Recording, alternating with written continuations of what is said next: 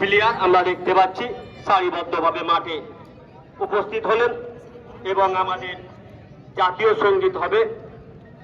জাতীয় সঙ্গীতের শেষে টচ হবে।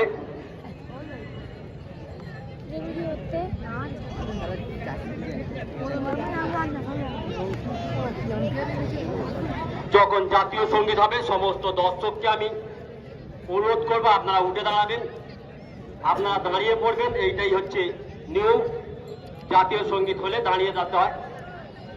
আপনারা জাতীয় সঙ্গীত চালু হলে অবশ্যই দাঁড়িয়ে পড়বেন। ধন্যবাদ।